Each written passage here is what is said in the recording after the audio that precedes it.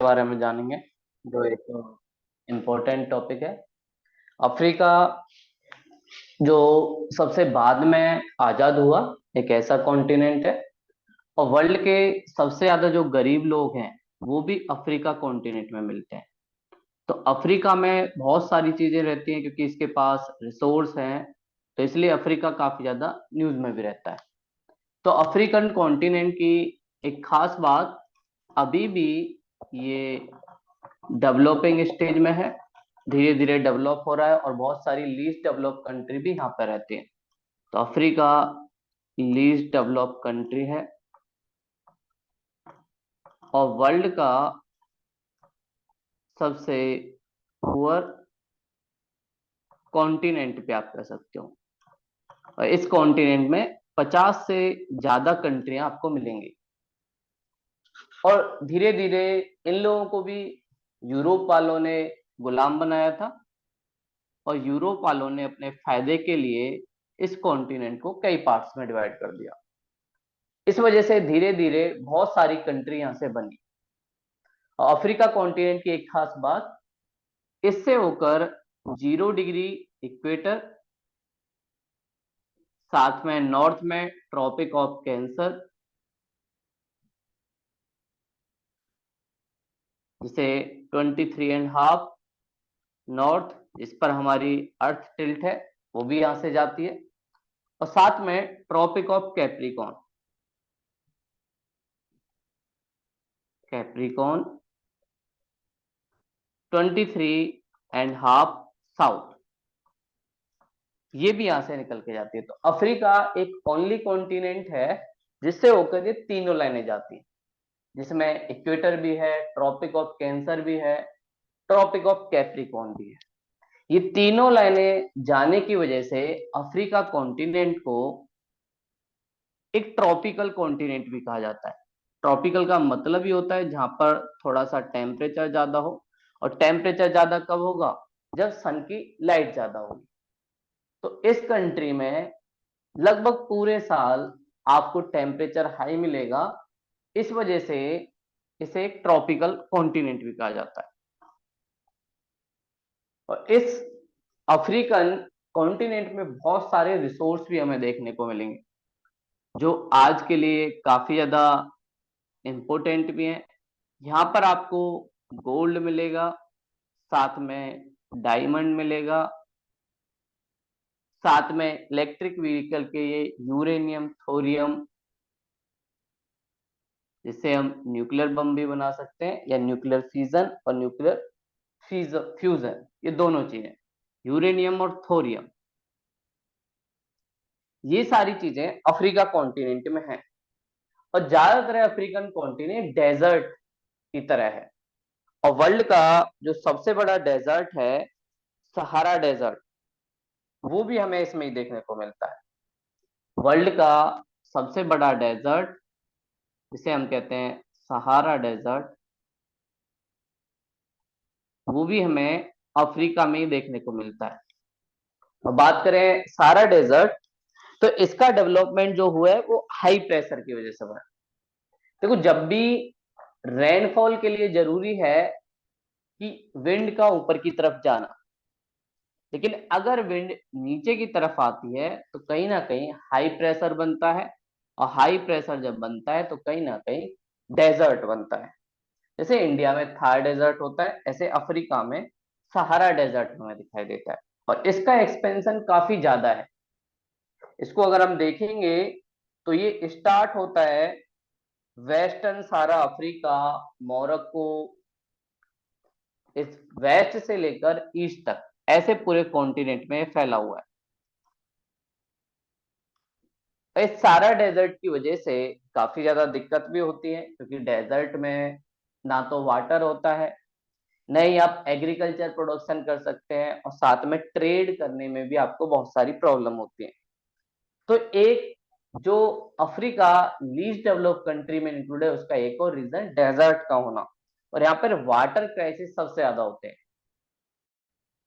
Water crisis, world के ऐसे area जहाँ पे वाटर क्राइसिस सबसे ज्यादा है, उसमें सबसे आगे हमें यही कॉन्टिनेंट दिखता है। और बात करें इसमें माउंटेन, तो इसके इधर वाली साइड, वेस्ट वाली साइड एक माउंटेन दिखता है जो एक फोल्डेड माउंटेन है, जिसे हम कहते हैं एटलस। और फोल्डेड माउंटेन का डेवलपमेंट कैसे होता है? देखो, फोल्डेड माउंटेन का डेवलपमेंट होता है जब दो प्लेटें कन्वर्ज करती हैं। जब ये दो प्लेटें कन्वर्ज करेंगी तो उसकी वजह से कंप्रेशन फोर्स लगता है। जैसे हम लोग सैंडविच खाते हैं या बर्गर खाते हैं, तो उसमें दो चीजों के बीच में हमारा जो प्याज है या खीरा होती है, तो वो एक तरीके से कंप्रेस होता है और बाहर की तरफ आने को होता है। ऐसे ही यहाँ पे जो सेडिमेंट है, ये जब कंप्रेशन बढ़ेगा तो कहीं ना कहीं ये सेडिमेंट भी ऊपर की तरफ आएगा, और उसकी वजह से जो माउंटेन डेवलप होता है उसी को हम कहते हैं फोल्डेड माउंटेन। तो ऐसे ही अफ्रीका के वेस्ट कोस्ट में, जहां मेडिटेरियन प्लेट और अफ्रीकन प्लेट के बीच कंप्रेशन फोर्स लगा है, उसकी वजह से यहाँ पर एटलस माउंटेन का डेवलपमेंट होता है, जो अफ्रीका का एक इंपॉर्टेंट पार्ट।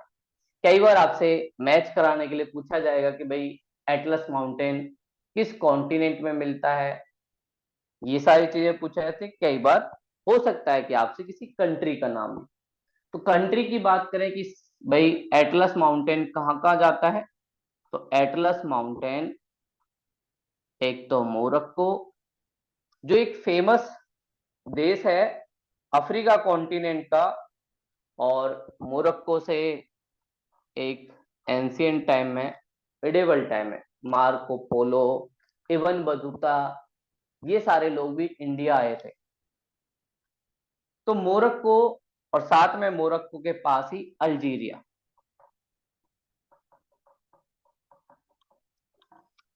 इस एरिया में आपको एटलस माउंटेन दिखेगा।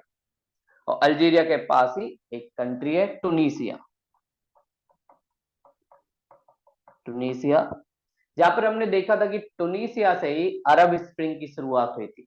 मतलब इस अफ्रीका कॉन्टिनेंट और वेस्ट एशिया में जो डेमोक्रेसी की शुरुआत हुई वो टूनिसिया से स्टार्ट हुए, अरब स्प्रिंग मूवमेंट था, उससे कहीं ना कहीं स्टार्ट हुई, जहां लोगों ने डिमांड करना स्टार्ट किया कि भाई हम लोगों को भी डेमोक्रेसी चाहिए। तो लोग सड़क पे आ गए, और सड़क पे आने के बाद उन्होंने किंग और अपनी क्वीन को हटाना स्टार्ट कर दिया। तो टूनिसिया अरब स्प्रिंग की स्टार्टिंग वाला फेज है।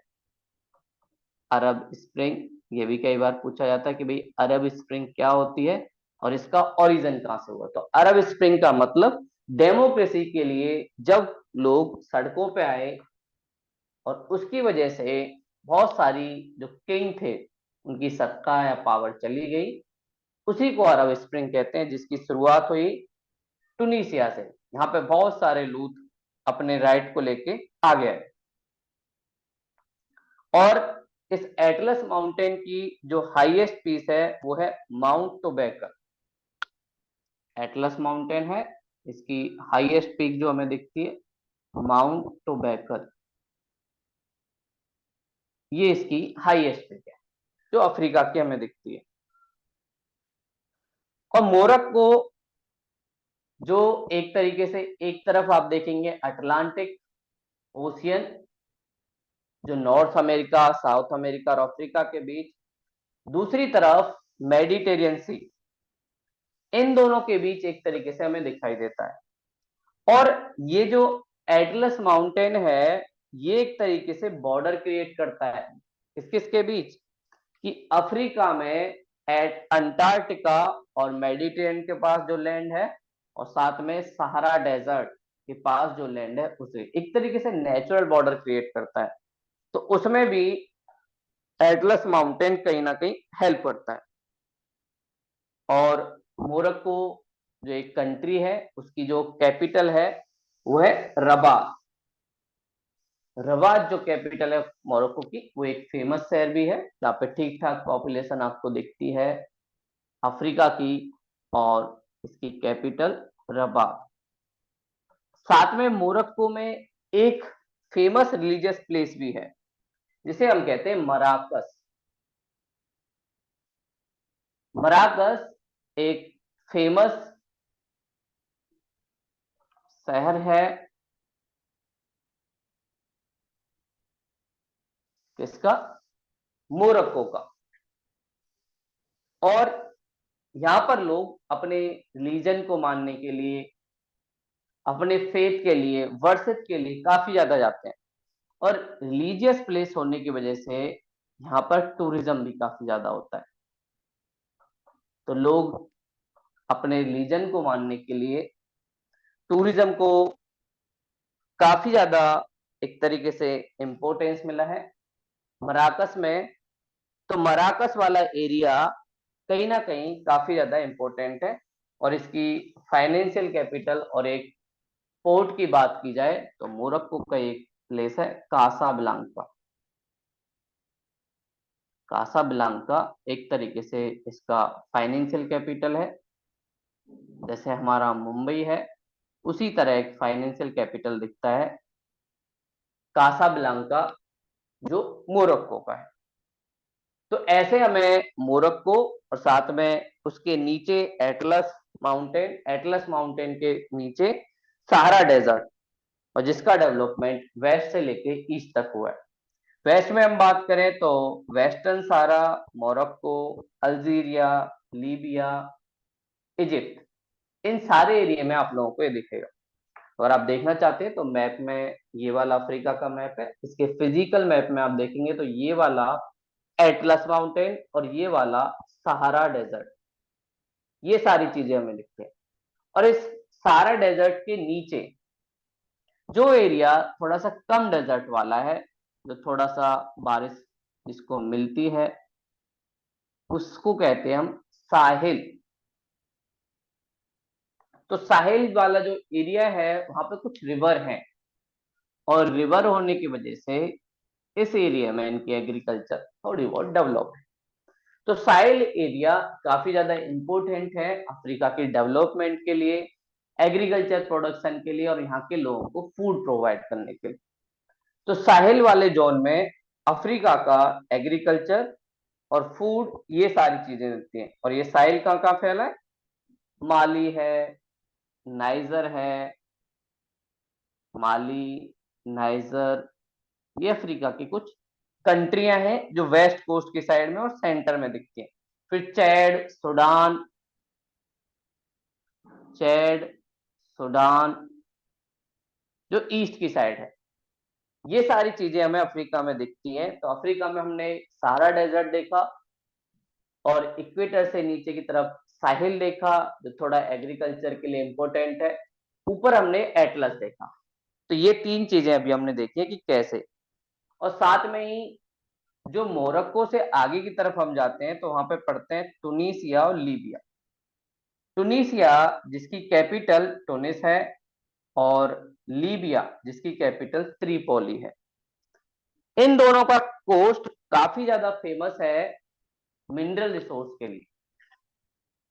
तो टुनीसिया और लीबिया में काफी ज्यादा रिसोर्स, ये वाला जो जोन है, ये वाला जोन टुनीसिया और लीबिया का है।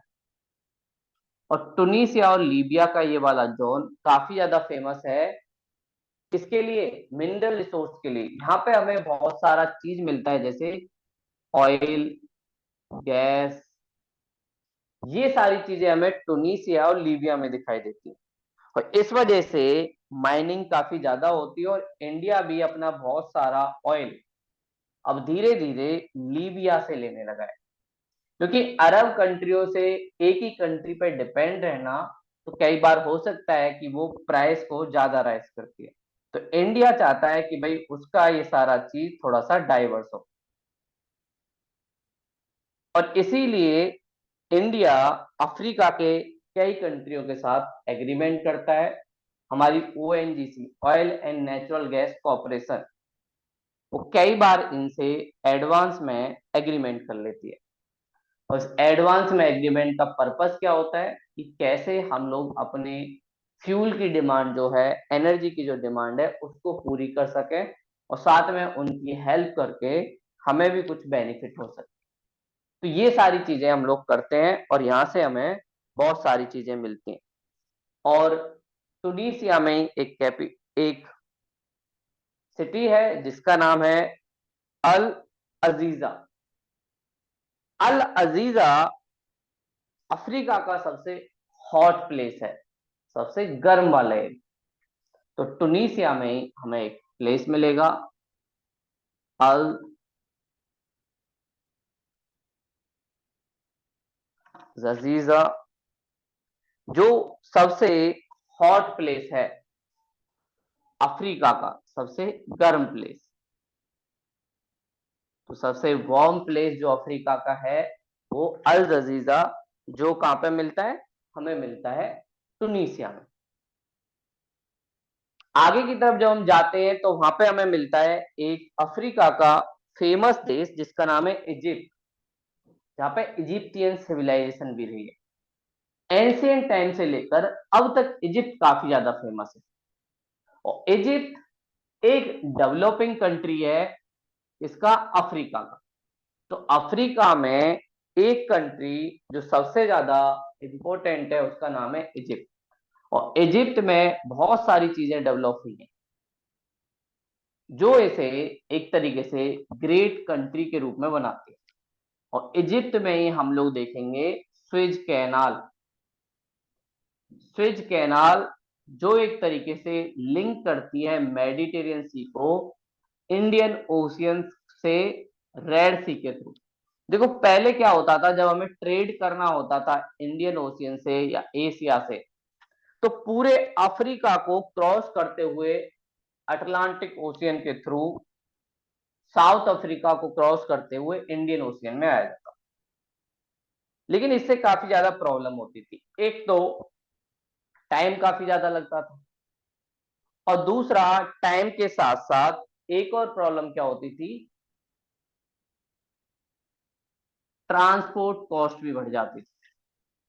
अगर टाइम बढ़ेगा तो साथ में ट्रांसपोर्ट कॉस्ट भी बढ़ेगी। तो ये सारी प्रॉब्लम को दूर करने के लिए लगभग 1949 के आसपास स्विज कैनाल सही से डेवलप हुई। वैसे इसकी शुरुआत 1940s में ही हो गई थी, लेकिन 1949 के आसपास स्विज कैनाल डेवलप हो गई। और इसका मेन पर्पस कैसे यूरोप और एशिया को जोड़ा जाए, इसके लिए स्विज कैनाल बनाए। तो स्विज कैनाल काफी ज्यादा न्यूज में भी रहती है, कई बार यहाँ पे डिस्प्यूट भी क्रिएट हो जाते हैं, तो उससे जुड़ी हुई बातें स्विज कैनाल में काफी ज्यादा फेमस। तो इजिप्ट जिसके एरिया में ही स्विज कैनाल डेवलप हुई है, तो इजिप्ट सिविलाइजेशन रही है। जब हमारे टाइम में इंडस वैली सिविलाइजेशन चल रही थी तो उस टाइम इजिप्ट में इजिप्टियन सिविलाइजेशन चल रही थी। और यहाँ के पिरामिड काफी ज्यादा फेमस हैं, ऐसे ट्रायंगल टाइप के आपने देखे होंगे। तो वो ट्रायंगल टाइप के जो पिरामिड हैं वो इनकी एंशियंट हेरिटेज, वो यहाँ पे है। तो इनके यहाँ पे जो कैपिटल है इजिप्ट की वो है कायरो, ये इसकी कैपिटल है। और कायरो के थोड़ी सी पास में ही स्विज कैनाल दिखती है। और स्विज कैनाल में क्या है, एक पेनिनसुला है। और इस पेनिनसुला का नाम क्या है, सिनाई पेनिनसुला। पेनिनसुला का मतलब हमें पता ही है, ऐसा कोई भी लैंड का पार्ट जो तीन तरफ से वाटर से घिरा। तो सिनाई पेनिनसुला है। और ये सिनाई पेनिनसुला एक तरह का हॉर्स पर्वत है। हम लोगों ने हॉर्स पर्वत के बारे में जाना था पहले। हॉर्स माउंटेन का मतलब ऐसा कोई भी माउंटेन जिसके दो तरफ हमें वैली दिख जाए, तो उसी को हम कहते हैं हॉर्स माउंटेन। तो ये एक तरीके से ऐसे है, बीच में ऐसे पार्ट टुकड़ा हुआ है, उसके दोनों तरफ कुछ वैली बनी हुई।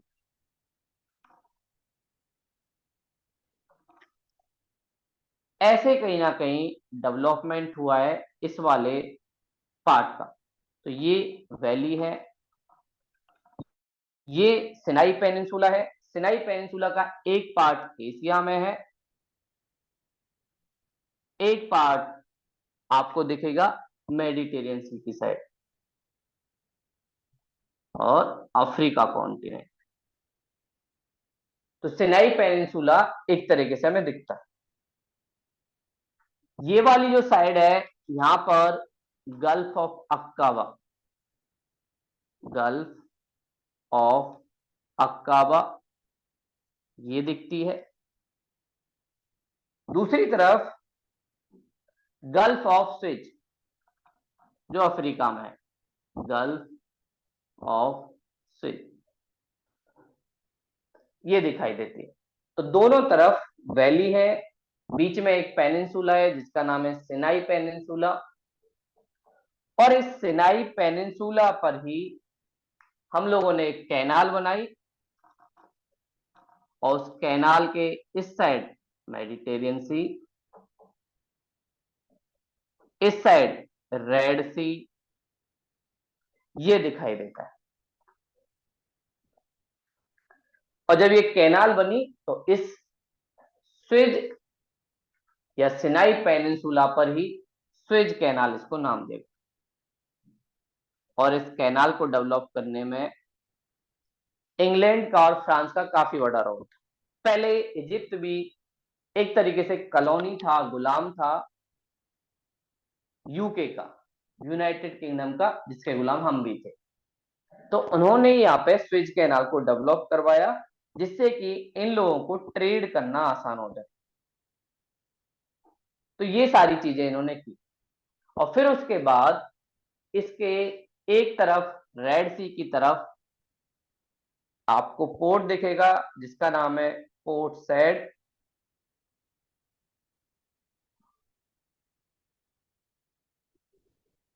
दूसरी तरफ मेडिटेरियन सी की तरफ आपको एक और पोर्ट दिखेगा जिसका नाम है स्विज पोर्ट। तो दो पोर्ट भी यहां पे दिखाई देते हैं, स्विज पोर्ट। तो ये हमें स्विज कैनाल में दिखाई देता है। और फिर देखिए अगर कैनाल बनाया है और यहाँ से शिप भी लेके जाना है और शिप भी बड़े बड़े जाएंगे, तो सबसे जरूरी है कि इसके आसपास वाटर अवेलेबल होना।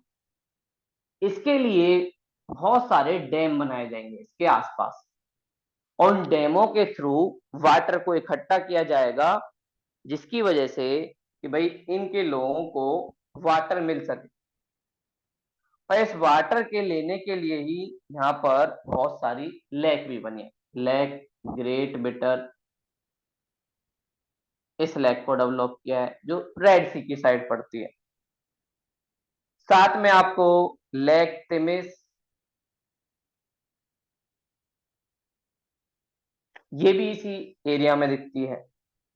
तो ऐसे स्विज कैनाल का डेवलपमेंट, तो स्विज कैनाल से होते हुए ही एशिया और यूरोप का 90% से ज्यादा ट्रेड अभी होता है।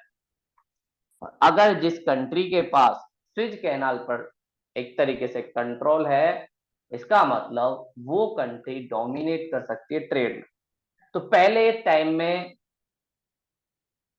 जब ये कॉलोनी हुआ करता था तो इस पर कंट्रोल था यूके और फ्रांस का, इन लोगों ने ही इसके ज्यादातर शेयर होल्डिंग कर रखे थे। तो मुद्दा जब उठा, जब इजिप्ट को इंडिपेंडेंस मिली, जब उसे फ्रीडम मिली, तो उसके बाद मुद्दा उठा कि भाई इसका शेयर होल्डिंग किसके पास।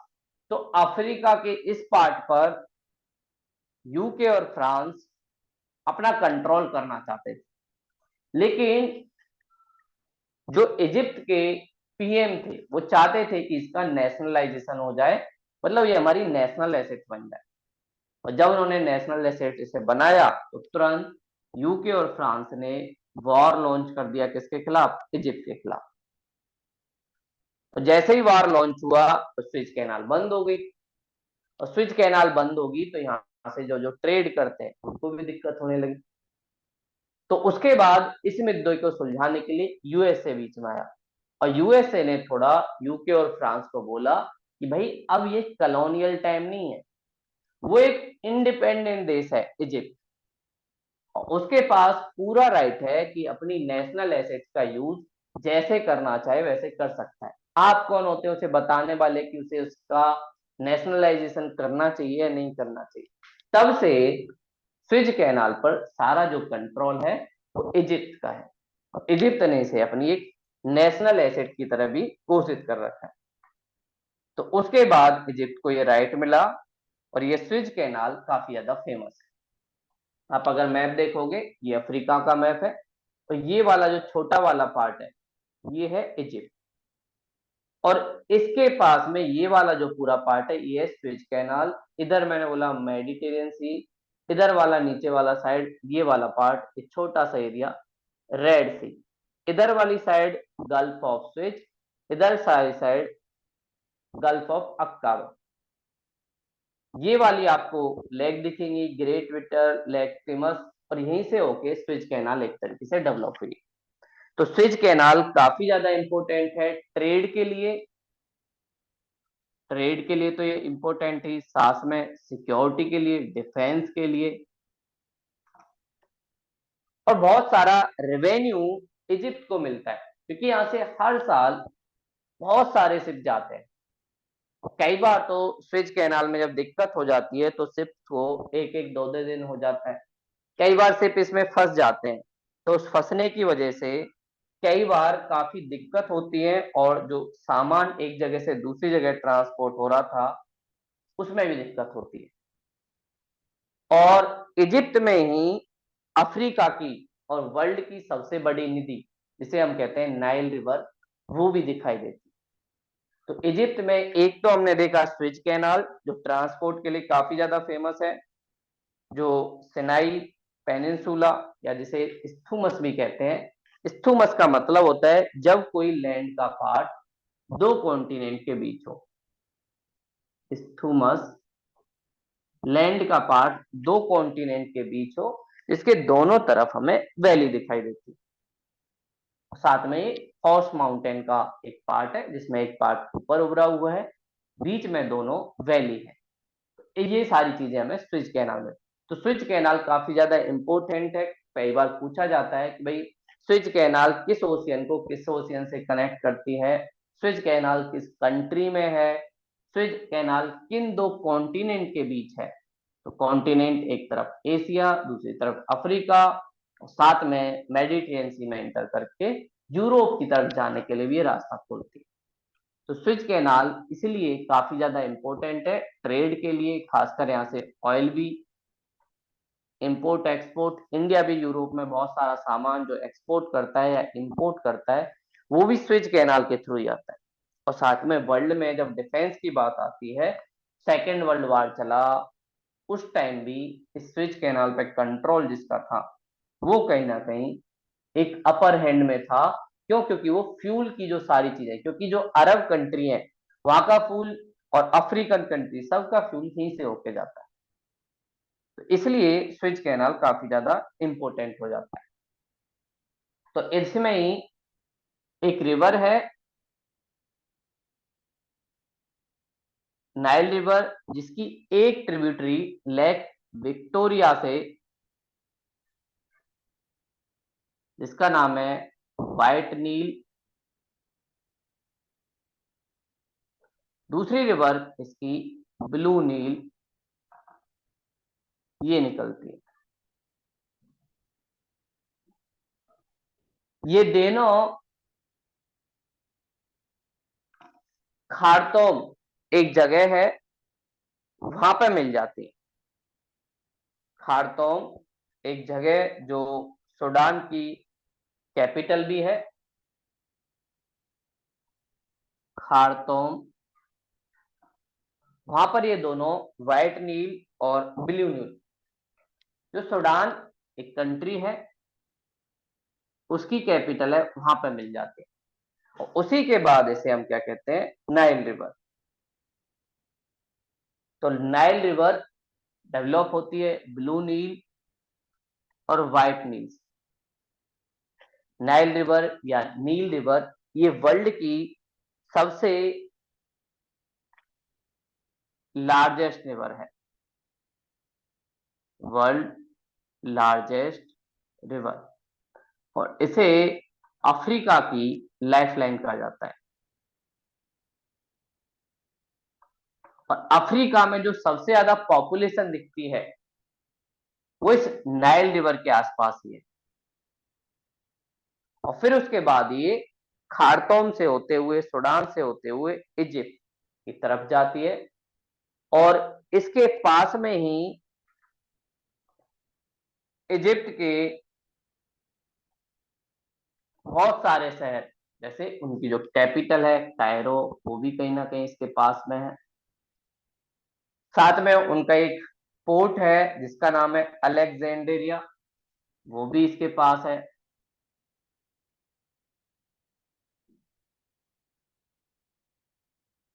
तो ये रिवर जो है काफी ज्यादा इंपॉर्टेंट है अफ्रीका के लिए, और अफ्रीका की सबसे ज्यादा पॉपुलेशन डेंसिटी भी इस रिवर के पास पाई गई, क्योंकि रिवर एक तो वाटर देती है, साथ में इसके आसपास एग्रीकल्चर डेवलप होगा। एग्रीकल्चर डेवलपमेंट में यहाँ पर राइस काफी ज्यादा होता है, इसलिए नाइल रिवर को rice bowl of Africa,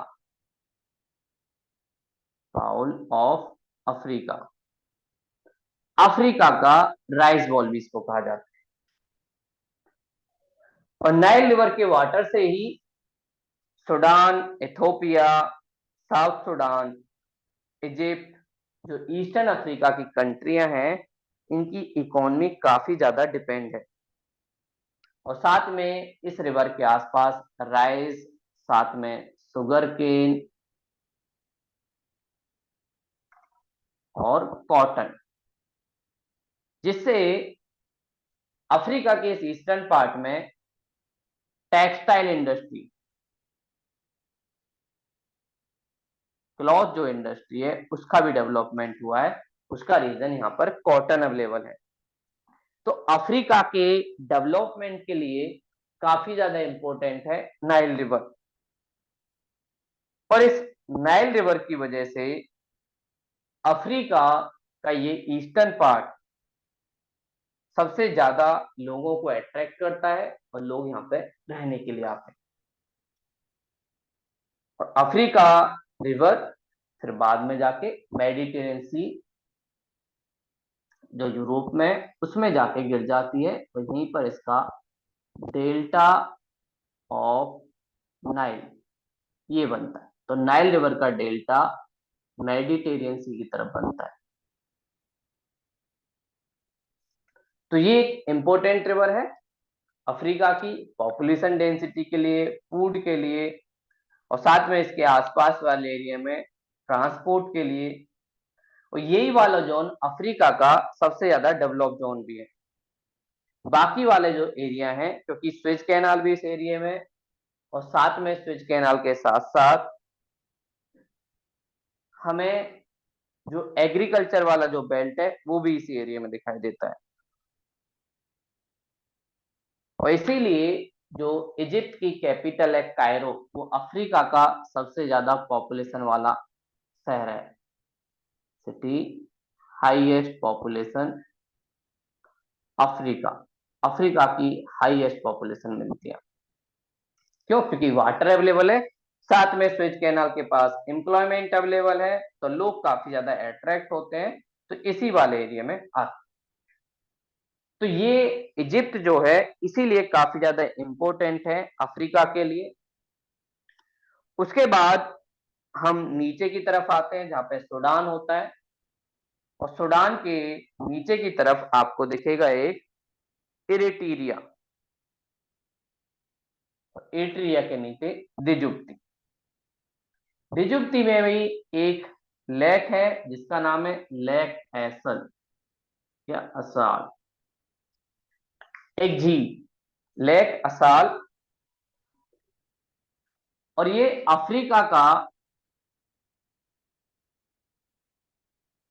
Africa continent का सबसे नीचे वाला पार्ट है, डीपेस्ट पार्ट हम कह सकते हैं जो अफ्रीका का है। वो क्या है? लेक आसल। जैसे नॉर्थ अमेरिका में हमने डीपेस्ट पार्ट डेथ वैली देखा, ऐसे ही अफ्रीका में डीपेस्ट पार्ट लेक आसल है, जो डिजुब्ती के पास मिलता है। और उसके डिजुब्ती के आसपास ही हमें एक एरिया दिखता है जिसे हम कहते हैं हॉर्न ऑफ अफ्रीका।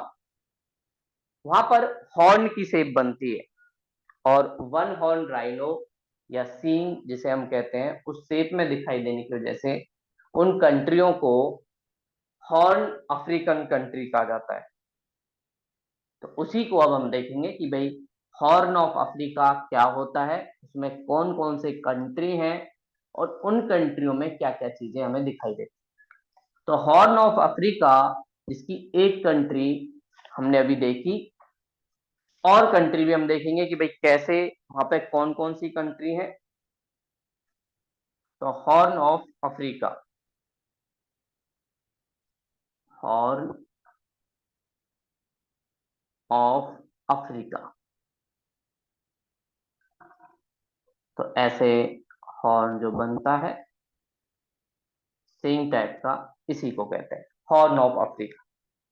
इसमें सबसे पहले हमें ऊपर की तरफ एक कंट्री जो दिखती है जिसका नाम है इरिट्रिया,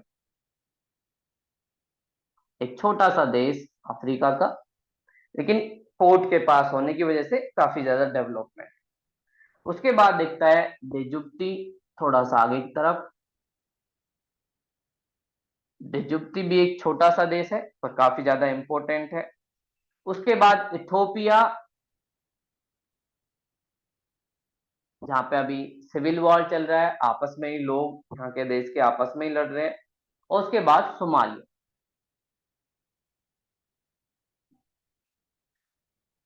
ये 4 कंट्री मिलके हॉर्न ऑफ अफ्रीका को बनाते हैं, जिसमें नंबर 1 इरिट्रिया, दूसरा डिजुब्ती, तीसरा इथोपिया, चौथा सोमालिया। ये 4 कंट्री हॉर्न ऑफ अफ्रीका का डेवलपमेंट करते हैं। और हॉर्न ऑफ अफ्रीका के थोड़ा आगे की तरफ जाओगे तो रेड सी हमें दिखेगा, जिसके अंदर हम लोग एंटर किए थे किसके थ्रू? स्विज कैनाल के थ्रू, गल्फ ऑफ अक्काबा के थ्रू हम लोग इसकी तरफ आए थे। तो वहीं पर ये दिखता है। और एरिट्रिया जो थोड़ा सा फेमस भी है, और उससे भी ज्यादा फेमस जो है वो है डिजुब्ती। डिजुब्ती क्या फेमस है? इसकी जो कैपिटल है वो डिजुब्ती है। डिजुब्ती एक ऐसा कंट्री है जहां पर वर्ल्ड के बहुत बड़ी बड़ी पावरों के आर्मी बेस है। वहां की सेना यहाँ पर रहती है, क्योंकि डिजुब्ती क्या करता है, अपना लैंड उनको लीज पे दे देता है, और लैंड लीज पे देकर उनका आर्मी बेस या सेना का जो बेस है वो वहां पर बन जाता है। रिसेंटली चाइना ने अपना नेवी बेस डिजुब्ती में बनाया है। इससे पहले यहाँ पर यूएसए का भी बेस है, साथ में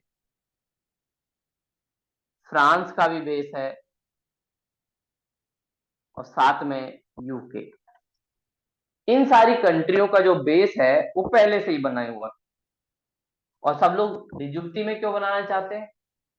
कि डिजुब्ती वाला एरिया एक तो स्विज कैनाल के पास पड़ता है, स्विज कैनाल पे कंट्रोल। दूसरा, इसके आसपास वाले एरिया में ऑयल का जो इंपोर्ट और एक्सपोर्ट जो ट्रेड होता है उसके लिए इंपॉर्टेंट है। सब अपनी सिक्योरिटी के लिए चाहते हैं कि इस जोन पर हमारा कंट्रोल हो, तो अपनी सिक्योरिटी के लिए भी सब इस एरिया में कंट्रोल करना चाहते हैं।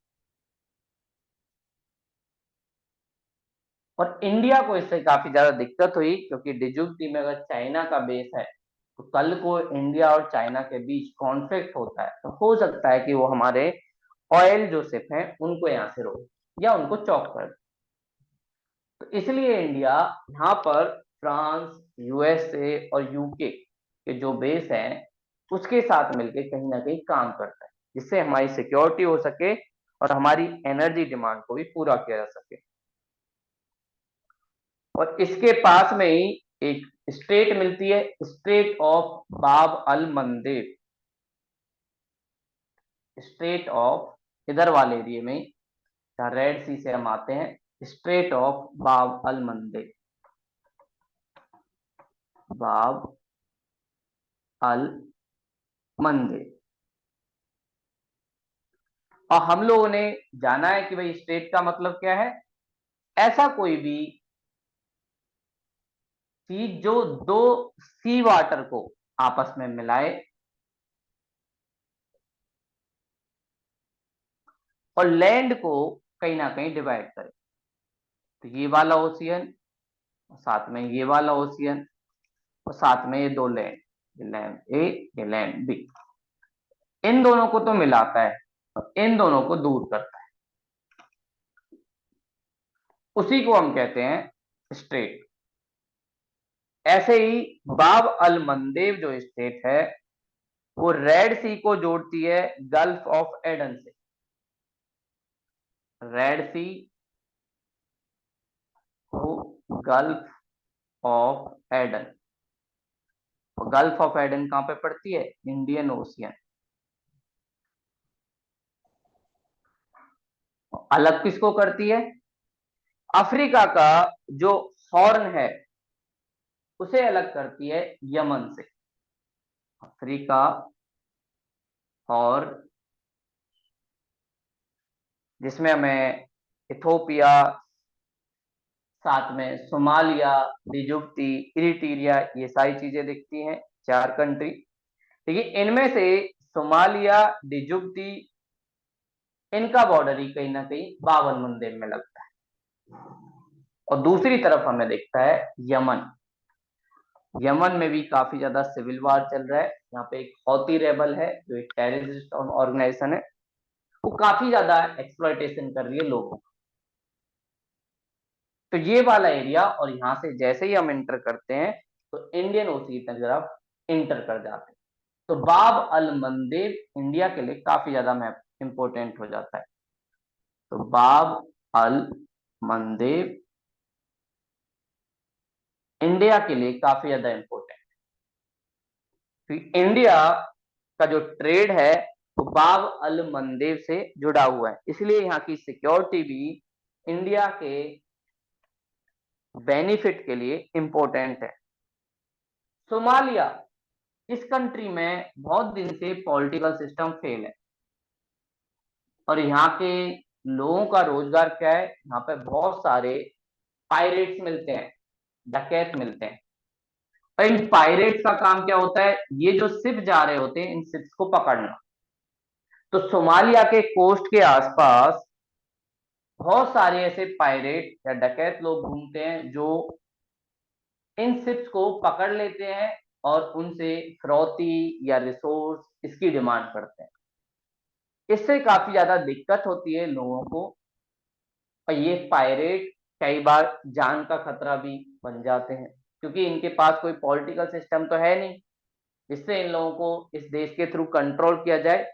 तो यहाँ पर एक तरीके से एम्प्लॉयमेंट का तरीका ही क्या बन गया है, पायरेट्स करना। तो सी के पास पड़ता है, बहुत सारी ट्रेड होती है, तो उसके बाद ये लूटते। अभी रिसेंटली इन्होंने एक जापान के शिप को लूट लिया था, इंडिया के शिप को लूटने की कोशिश की, लेकिन तुरंत हमारी जो इंडियन नेवी थी वो इधर पहुंच गई। तो वर्ल्ड की अलग अलग कंट्रियों की जो नेवी है वो यहाँ पे एग्जिस्ट करती हैं, उसका रीजन सोमालिया के पायरेट, और सोमालिया के पायरेट काफी ज्यादा खतरा पहुंचाते हैं यहाँ की ट्रेड को। और सोमालिया अभी एक फेल्ड स्टेट है, यहाँ पर किसी का कंट्रोल नहीं है, जिसका मन हो रहा है वैसे एक तरीके से चल रहा है, ना कोई डेमोक्रेसी है ना कोई इलेक्शन है, यही सारी चीजें यहाँ पे ऐसे ही चलती रहती हैं। और इस एडन, जो गल्फ ऑफ एडन में हम पहुंचे थे, यहीं पर एक आइलैंड है जो यमन का है, स्कॉटर आइलैंड। और इस आइलैंड पर जब यमन वाले एरिया में सिविल वार चल रहा था तो सऊदी अरब हौती रिबल से काफी ज्यादा चिढ़ता है, सऊदी अरब ने अटैक करना स्टार्ट कर दिया हौती रिबल की टेरिटरी पर, और जब अटैक किया तो बहुत सारे हौती रेबल मारे भी गए, लेकिन बहुत सारे बच भी गए। तो बाद में उन्होंने इस आइलैंड पे कब्जा कर लिया, स्कॉटर आइलैंड।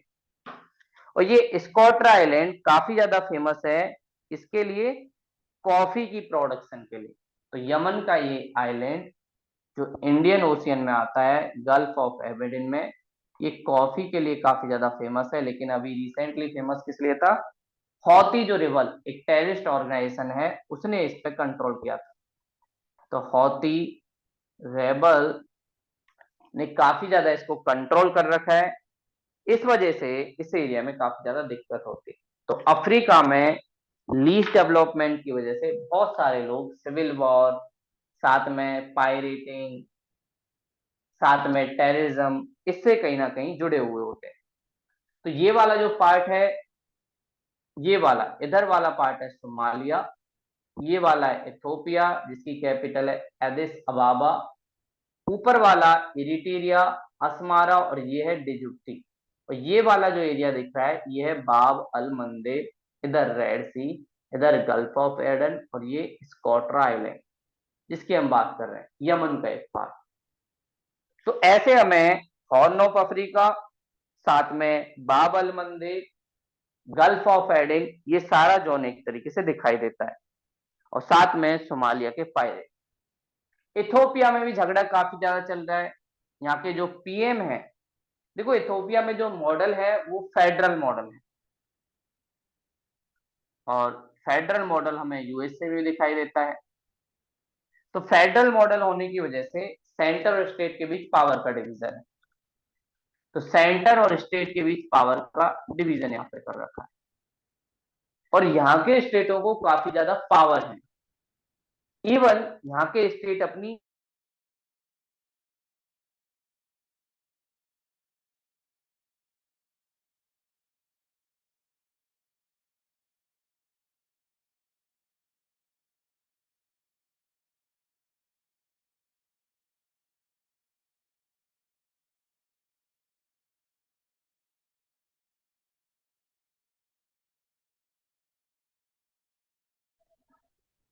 तो इरिट्रिया को फ्रीडम मिल गई क्योंकि इरिट्रिया ने फ्रीडम की डिमांड की। लेकिन बहुत सारे जो इथोपिया के स्टेट से वो इस चीज से नाराज थे कि भाई इरिट्रिया को फ्रीडम नहीं देनी चाहिए। लेकिन बाद में एक पीएम आते हैं, वो एग्रीमेंट करते हैं इरिट्रिया से। इथोपिया एक लैंडलॉक कंट्री है जो चारों तरफ से लैंड से घिरा हुआ है, सी से उसका नहीं लगता, और इरिट्रिया का लगता है। तो इथोपिया को इरिट्रिया का पोर्ट चाहिए, और इरिट्रिया को इथोपिया से बातचीत करनी पड़ेगी क्योंकि बॉर्डर स्टेट है, काफी ज्यादा कॉन्फ्लिक्ट होता है। तो एक पर्सन आते हैं इनके प्रधानमंत्री, वो इरिट्रिया से एग्रीमेंट करते हैं 2019 के आसपास, और दोनों कंट्रियों के बीच पीस पहुंचती है, और इसके लिए उनको नोबेल पीस प्राइज भी मिलता है। लेकिन कुछ टाइम बाद जो स्टेट थे उनको ये अच्छी बात नहीं लगती, और वो इथियोपिया की पीएम के खिलाफ कुछ चीजें बोलना पड़ जाए। तो इसी बात से नाराज होकर इथियोपिया का पीएम उस स्टेट को सबक सिखाना चाहता था।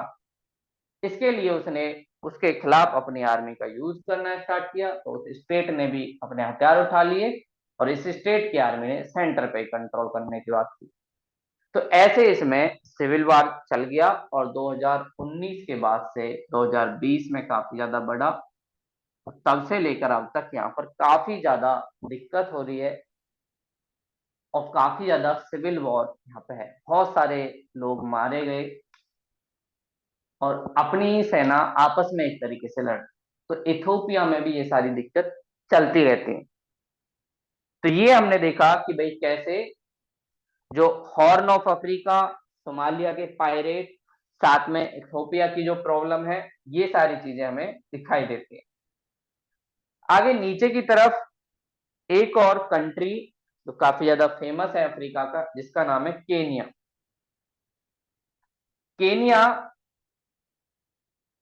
ये इंडियन ओशियन में लगता है। अब हम धीरे धीरे इंडियन ओशियन की तरफ आ गए। ये वाला जो पार्ट है अफ्रीका का, ये इंडियन ओशियन के पास, ये वाला सोमालिया, और ये वाला पार्ट है केनिया। इसकी कैपिटल क्या है? नैरोबी। केनिया काफी ज्यादा ठीक ठाक देश है, डेवलपिंग स्टेज में है। लेकिन फिर भी इसके कुछ शहर काफी ज्यादा फेमस है, जैसे नैरोबी।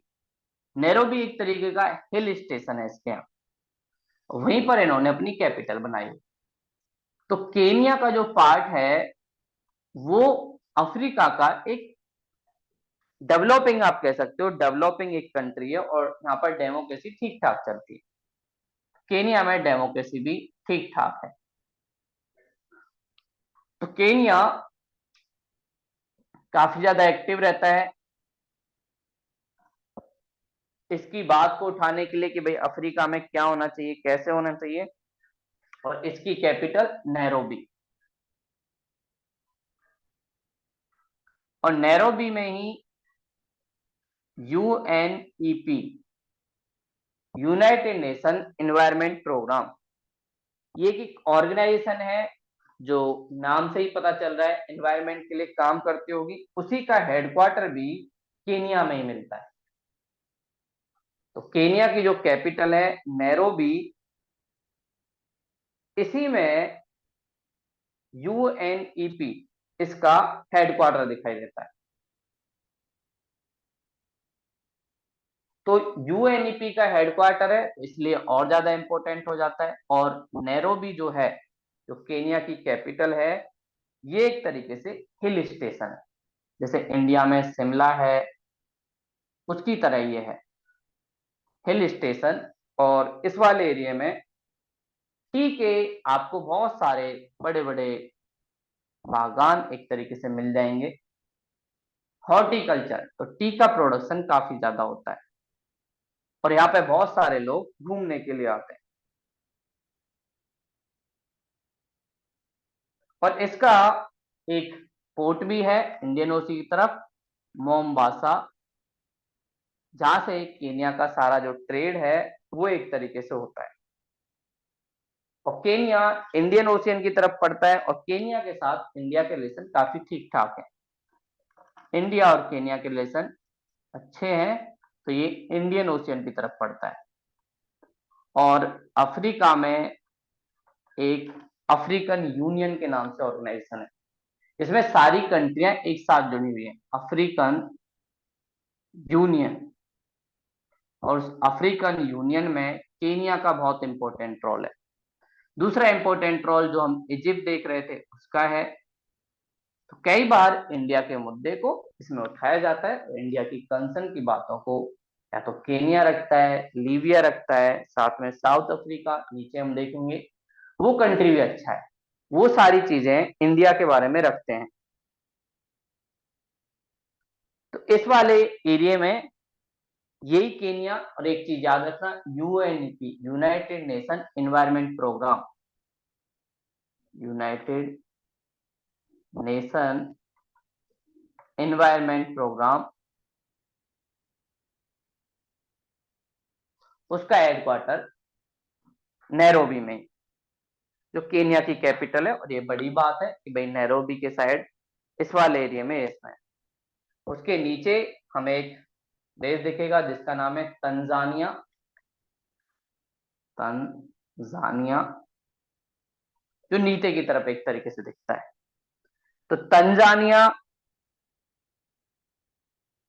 जो इंडियन ओशियन से ही अपना एक लगाता है, और उसके कुछ आइलैंड हैं इंडियन ओशियन के पास, जिनमें से एक का नाम है पंबा, और दूसरे का नाम है जंजीबार। ये दोनों जो आइलैंड हैं, इन आइलैंड पर क्लोव आइलैंड इनको बोला जाता है। क्लोव मतलब लौंग, जो हम खाते हैं, एक तरीके से मसाला है, स्पाइस है, उसकी तरह। तो वहां पर क्लोव की क्रॉप काफी ज्यादा होती है, जिसे हम लौंग भी कहते हैं। तो इसके लिए काफी ज्यादा फेमस है, और इसकी जो कैपिटल है डोडोमा, तंजानिया की कैपिटल डोडोमा। ये भी हमें दिखती है जो इंडियन ओशियन की तरफ है। और तंजानिया से एक रेल जाती है जिसे हम कहते हैं तंजारा रेल, तंजारा रेल। और ये रोल तंजानिया के जो ईस्ट कोस्ट की तरफ पड़ता है अफ्रीका के वेस्ट कोस्ट को जोड़ती है। तो किसी को अगर ईस्ट कोस्ट से वेस्ट कोस्ट जाना हो तो तंजारा रेलवे का वो यूज कर सकता है। और इसमें इधर वाली साइड जो तंजानिया का एक क्षेत्र है जिसका नाम है दर ए सलाम, दर ए सलाम, ये वाला एरिया पड़ता है। दूसरी तरफ अंगोला का बेनगुएला, ये वाला एरिया पड़ता है। और ये अंगोला जो एक स्टेट है उसके पार्ट पड़ता है। तो अंगोला का जो क्षेत्र है बेनगुएला उसको एक तरीके से जोड़ती है। तो अगर आपको वेस्ट कोस्ट से ईस्ट कोस्ट की तरफ, ईस्ट कोस्ट से वेस्ट कोस्ट की तरफ जाना हो तो आप लोग तंजारा रेल का यूज कर सकते हैं। और दर ए सलाम ये तंजानिया का एक पोर्ट भी है कि इंडियन ओशियन में तो एक बिजीएस्ट पोस्ट में से एक है। और साथ में एक जंक्शन भी है किसका, तंजारा रेलवे का। तो ये हमने कुछ चीजें देखी जो अफ्रीका के बारे में। हम पहले नॉर्थ अफ्रीका के बारे में देखे, उसके बाद ईस्टर्न अफ्रीका वाली साइड आए जहां पे इंडियन ओशियन हमने देखा। कल की क्लास में हम थोड़ा सा आगे की तरफ देखेंगे, नीचे साउथ वाला अफ्रीका और साथ में ईस्ट वाला अफ्रीका, साथ में कुछ डेजर्ट। एक डेजर्ट हम देख चुके हैं सारा, उसके बाद हम और भी देखेंगे। कामचटका डेजर्ट, वहां पे बहुत सारी ट्राइब भी मिलेंगी, कुछ ट्राइब ऐसी भी मिलेंगी जिनकी हाइट बहुत कम होती है, 2 फीट से भी कम, जिन्हें हम पिग्मी ट्राइब कहते हैं, वो भी हम लोग देखेंगे। तो आज की क्लास में यही था।